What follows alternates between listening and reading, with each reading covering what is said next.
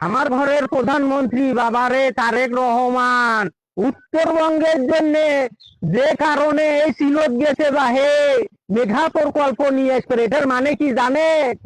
ও আল্লাহ, এই যে আমার ঘরের যে নদী আছে, ব্রহ্মপুত্র নদী, তিস্তা নদী, ওরে উপরে এমন একটা গেট করবে, 118 কোনা গেট থাকবে, ওর মধ্যে খালি পানি বাড়াবো। আর ভারতে তো ওই পানি যাবা নয়। এইবার মোদি কিন্তু টিপেস করে গেছে। এই মেঘা প্রকল্প যদি বাস্তবায়ন বাংলাদেশ করবে পারে, বাবা রে বাবা, এটা দেশে বড় প্রকল্প বাবা। এখানে অনেকগুলো মানুষের ভাগ্যের উন্নয়ন হবে।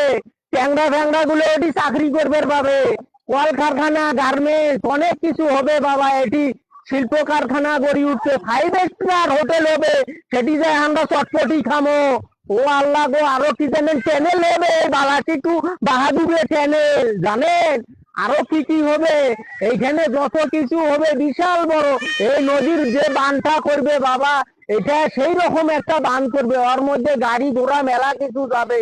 ও বাবা রে, যে সে পরিকল্পনা, আল্লাহর কাছে সবাই দোয়া করবেন আমার ঘরের তারেক বাবা জানো উত্তরবঙ্গের জন্য এই মেঘা প্রকল্পটা জানো তাড়াতাড়ি আনতে পারেন। এই জুম্মার নামাজ পড়ি এই শুক্রবারে, সকলে দোয়া করবেন। আসসালাম আলাইকুম করবেন ভাই।